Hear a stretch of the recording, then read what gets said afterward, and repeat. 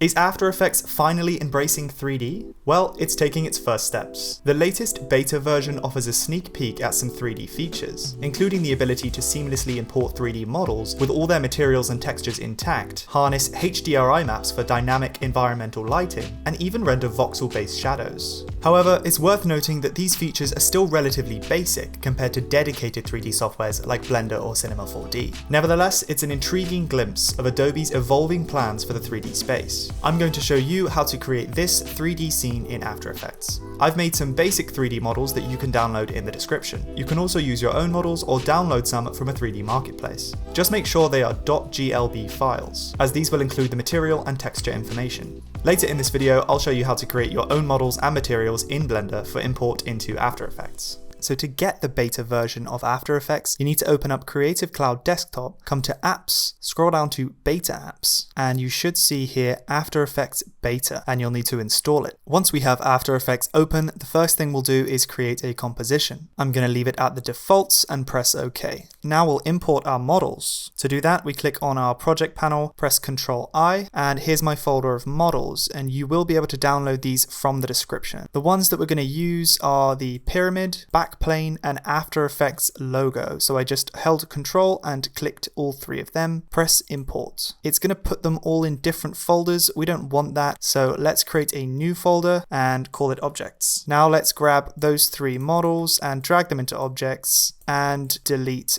those three folders. So let's drag our backplane model into our composition, and it gives us some options here. The main one being changing the object scale. If we click make comp size, this seems a little small, so let's bring it up to about 50 and press OK. Now there are some options up here on the toolbar for navigating around your 3D scene, and the shortcuts for these are 1, 2, and 3 on your keyboard. So if we press 1, we can orbit around the scene. If we press 2, we can pan. And if we press 3, we can zoom in and out. However, instead of using these, I'm going to create a camera layer. So press Layer, New, Camera. And I'm going to leave it at these settings and press OK. Now we're going to position this backplane until it's facing our camera. The best way to do this is to come to the bottom right to select View Layout and click Two Views. And we can see our camera here, this red triangle. So let's click our backplane object, press R to bring up the rotation, and let's change the Y rotation to 90 degrees. And let's bring the scale down actually to about 60. Let's use this axis tool to bring the Y position down to about here.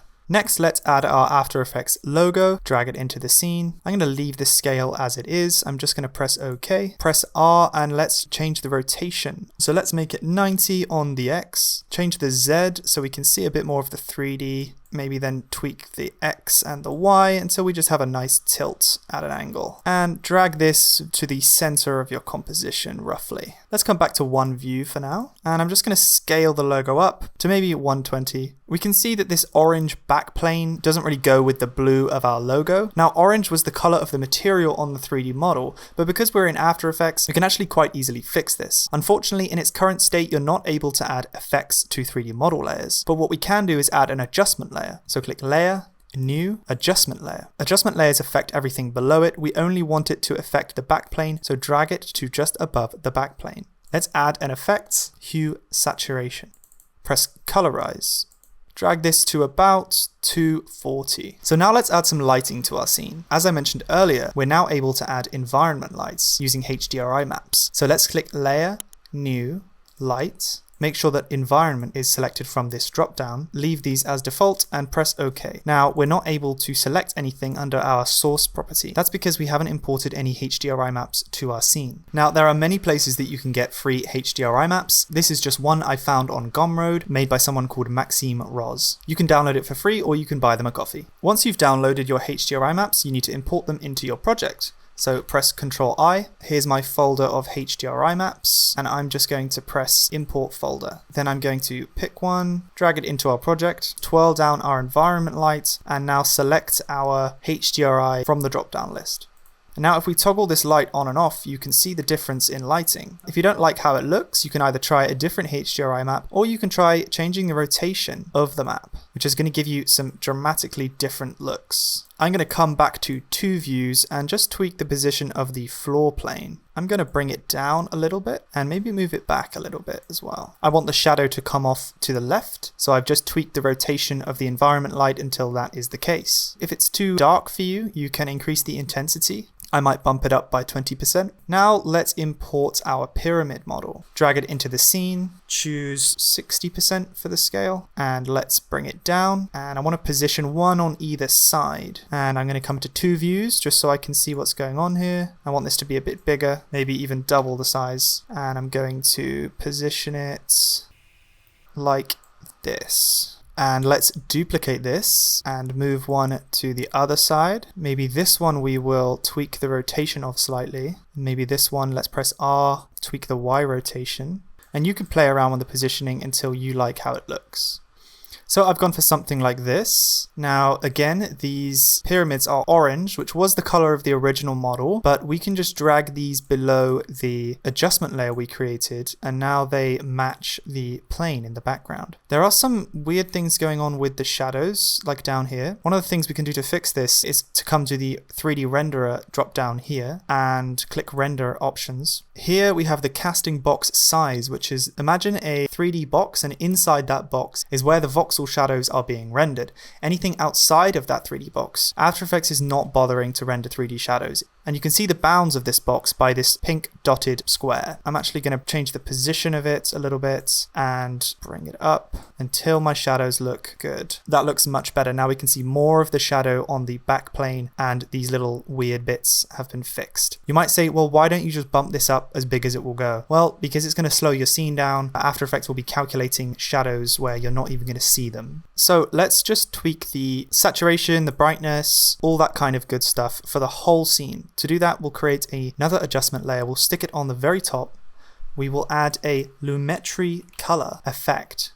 We will tweak maybe the exposure. We'll bump it up a little bit. Let's increase the contrast. And let's bump highlights up to about 30. We can toggle that on and off to see the difference that it's making. Now we can add some animation. Now, one thing we can actually animate to really make this scene come alive a bit is to animate the rotation of the environment light. So if we twirl down our environment light, we have a X rotation and a Y rotation. And if you move those like we saw earlier, you can really change how the scene is looking. So at 0 seconds, maybe let's set it to 290. At 10 seconds, which should be the end of our animation, bring it down to 247, something like that. Now, because we want our animation to be 10 seconds, let's bring our playhead to 10 seconds. Press N on the keyboard and then right click, trim comp to work area. And now we have a 10-second composition. Next, we can actually make our 3D logo rotate. So let's click it, press R, and I think the main one we want to change is the Z rotation. So let's add a keyframe for the Z rotation at the beginning, and maybe let's make it 40 degrees. And then at 10 seconds, let's maybe make it 0 degrees. Next, maybe we want the pyramids to sort of animate in from the sides. So we can select both of those, come to about 3 seconds, add a position keyframe, come back to 0 seconds, and maybe let's slide them off in either direction. So I'm going to use this handle to slide it off to the left, click the other one, slide it off to the right. Let's add some easing. So highlight those keyframes, press F9, come here to the graph editor, highlight these end keyframes, and let's make the speed graph look like this. Make sure if you right click that you have speed graph, not value graph selected. Maybe let's add also some rotation on the logo on the Y axis. So I'll come to 10 seconds and just add a keyframe Y rotation as it is. And then at the start, maybe we'll have it something like this. There's a bit more movement going on. I'm going to bump the intensity of the environment light up a bit more and change the X rotation till we get this nice sheen on the bottom. Now, some quick tips and drawbacks. You're not currently able to add motion blur to these 3D object layers, but one way I got around it for this scene is to add a CC Force motion blur effect to an adjustment layer above the layers I wanted to add motion blur to. You're also not able to add depth blur, but one way I got around this was to add adjustment layers that had blur effects on them. Here's the scene without the blurs. Now I'll show you how to create your own model in Blender with a realistic PBR material and import that into After Effects. So first of all, if you come to a site like Polygon, they have a whole library of materials. They have a free section. So if you click that, you can choose a material in here that you want to use. And there are other sites available. So I will choose terracotta clay and you can download this at your chosen resolution. Now, if we come into Blender, here is our default cube. First of all, let's add a bevel modifier, increase the segments. Let's apply. We need to shade this smooth. Now we need to add the material to this cube. Drag at the top right to open a new panel. Change this one to a shader editor. Now, if we look at this folder that you downloaded from Polygon, it has a bunch of textures here that normally you would need to plug in one by one into different nodes to create the material. Although I advise you to learn how to do this just so you understand how everything is working, I will show you a quick tip that we're going to use today. Go to Edit, Preferences, Add-ons, and search for Node Wrangler. Press the checkbox here to install it. Once you've done that, you can select your principled BSDF node, press Shift-W, add principled setup, navigate to the folder of the material that you just downloaded. Box select all of these textures, just click Principled Texture Setup. And you can see here it's done all the hard work for you. It's added all of the textures that you need and it's plugged them into your principled BSDF material. If we come to the rendered viewport shading, you can see we have our material here. If you have a more complex model, you will have to unwrap your mesh. But because we're using a basic shape like a cube here, we don't currently have to do this. Our texture looks fine. So let's press File, Export, GLTF 2.0. Choose somewhere to save it. Make sure under the Include menu here you click Selected Objects Only and then export your cube. I'm going to disable our logo and we're instead going to put this cube in. So let's import it and here's our model. I'm going to press Import. Drag it into the scene, press OK if you're happy with the size. Let's animate the rotation. Let's do it a different way this time. Let's Alt-click Y rotation, add an expression, time times 10. And you can see our material looks good. You can see all the little tiny details on it. It's clear that these 3D features are still in their basic form compared to dedicated 3D softwares. However, I still think it's pretty cool that a software like After Effects is finally moving more in the 3D direction. Personally, I work almost entirely in After Effects, switching to Blender whenever I need anything 3D. I know that many use Element 3D, a 3D plugin for After Effects. Do you see these native After Effects features ever surpassing these tools? Let me know what you think in the comments. See you next time.